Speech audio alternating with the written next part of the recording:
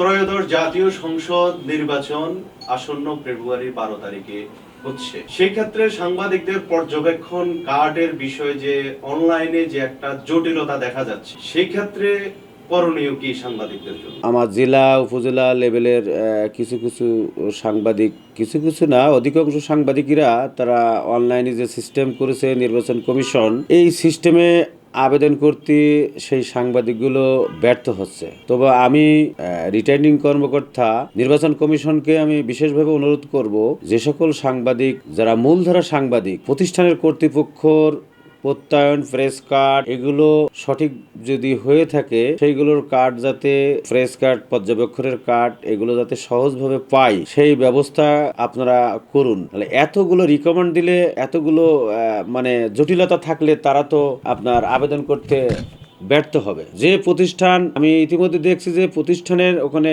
Option আসছে, প্রতিষ্ঠানের প্রমাণপত্র দিতে হবে। 13টা আইটেম আছে, 13টা হচ্ছে যে প্রতিষ্ঠানে হাউজে সে চাকরি করে, এই 13টা কাগজ সেখানে সাবমিট করতে হবে। সেটা একটু সহজ করার জন্য আপনাদের কাছে বিশেষ অনুরোধ, যেহেতু এখানে আমাদের একজন রিপোর্টার তার প্রেস কার্ড সাবমিট করবে, যে প্রতিষ্ঠানে চাকরি করে সেখান থেকে প্রত্যয়ন সাবমিট করবে, এইটা সাবমিট করার পরে তার এনআইডি সাবমিট করবে। এগুলো যদি তার এনআইডি যদি সঠিক হয়, তার প্রতিষ্ঠানের প্রত্যয়ন যদি সঠিক হয়, সেইগুলো তাৎক্ষণিক তাদেরকে প্রেস কার্ড দিলে সবচেয়ে ভালো হয়। বর্তমানে দেখা যাচ্ছে যেটা যত্রতত্র ভাবে সংবাদপত্র নাম বেনামে হচ্ছে, কিন্তু সরকারিভাবে নিবন্ধিত নয়। না, যারা এ কথাটাও ঠিক আছে, কারণ পত্রিকা যাচাই, প্রতিষ্ঠান আগে যাচাইয়ের দরকার আছে, গভর্নমেন্ট তাকে পারমিশন, অনুমোদন দিছেন কিনা, যারা অনলাইন আছে তাদেরকে নিবন্ধন দিয়েছেন কিনা, এটা যাচাই বাছাই করে, এক কথায় যারা নিবন্ধন পেয়েছেন সেইগুলোই মাঠে থাকা উচিত। সেই সংবাদপত্রের কর্মীরা তারাই সংবাদ সংগ্রহ করলে ভালো হয়। কারণ একটা অঘটন ঘটিয়ে বা কোনো দেশের নাগরিক কোনো মিথ্যা সংবাদ প্রকাশ করলে তাকে ধরবে কী করে? তার যদি কোনো নিবন্ধনই না থাকে, গভর্নমেন্ট অনুমোদন যদি নাই থাকবে, সেই ব্যক্তি তো ঘরে বসে নিউজ করবে তার সুবিধা ভোগ করার জন্য।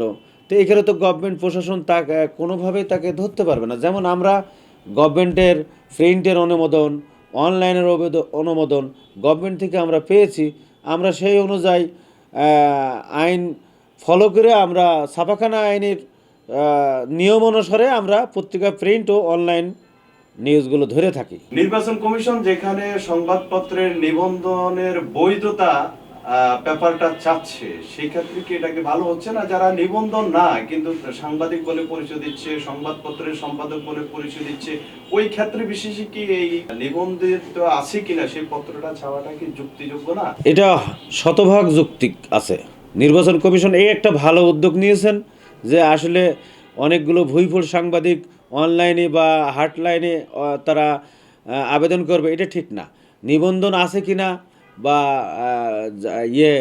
ডিএফপি, বাংলাদেশ চলচ্চিত্র প্রকাশনা অধিদপ্তরের মিডিয়া তালিকাভুক্ত যদি হয়ে থাকে, সেখানকার প্রত্যয়ন আছে কিনা, এইগুলো তো সরকারি প্রত্যয়ন মিডিয়া লিস্ট পত্রিকার ক্ষেত্রে প্রত্যয়ন যাচাই করবে, নিবন্ধন যাচাই করবে। এটা অবশ্যই ভালো একটা দিক, এটা একটা ভালো একটা উদ্যোগ নিয়েছেন। সেই ক্ষেত্রে জটিলতার কি দেখা যাচ্ছে বলে আমরা? জটিলতা না, এটা রিকমেন্ড যেগুলো আবেদনে দিয়েছেন সেটা 13টা দেখছি, যে 13টা, আপনি একজন সাংবাদিক, 13টা পেপারস লাগবে শুধু হাউজের, এতগুলো তো হবে না। আমি চাইতেছি যে আপনার এনআইডি আছে, আপনার ছবি আছে, প্রতিষ্ঠানের প্রেস কার্ড, প্রতিষ্ঠানের প্রত্যয়ন, এই দুইটা জিনিস হলিতে এনাফ। যখন সেখানে সাবমিট করবে, ওই প্রতিষ্ঠান নিবন্ধন আছে কি না, নির্বাচনের কমিশনে যারা দায়িত্বে আছেন ওনারা তো সরাসরি সরকারিভাবে খোঁজ নিতে পারে যে আমার দৈনিক ভোরের চেতনা এটা কি মিডিয়া লিস্ট পত্রিকা, বা এটা কি নিবন্ধন আছে কি না,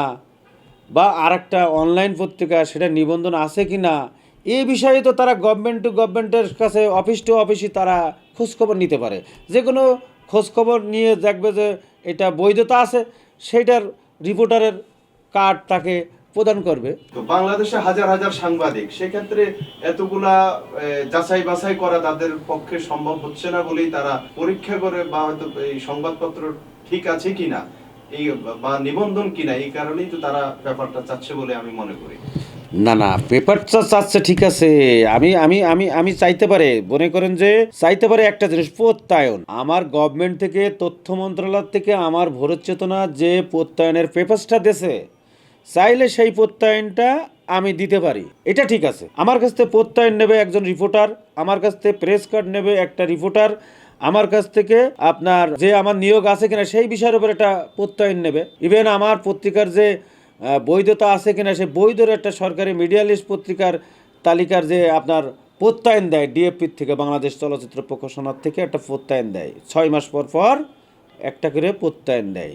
তা সেই প্রত্যয়ন আমার দেবে, ওই প্রত্যয়নের কপি যদি আমি আমার রিপোর্টারকে দিই, তাহলে তো সে সব কিছু পেয়ে যাচ্ছে, আপডেট প্রত্যয়ন। সমস্যা কোথায়? আমি প্রত্যয়ন দিতে রেডি আছি, আমার রিপোর্টারকে আমি প্রত্যয়ন দেব। আমার যে গভর্নমেন্ট থেকে প্রতিষ্ঠানের প্রত্যয়ন দেছে, এই পত্রিকা দৈনিক ভোরের চেতনার যে গভর্নমেন্ট থেকে প্রত্যয়ন দেছে, ওই প্রত্যয়ন আমি, আপনি একজন সাংবাদিক, আপনাকে দেব। এবং আমি যে সম্পাদক দৈনিক ভোরের চেতনা পত্রিকার, আপনি আমার স্টাফ রিপোর্টার, আপনাকে সেই হিসাবে আপনাকে আমি একটা প্রত্যয়ন দেবো। তাহলে প্রত্যয়ন হলো কয়টা? 2টা। আপনাকে পরিচয়পত্র প্রেস কার্ড দেবো 3টা। এটা হলে তো এনাফ।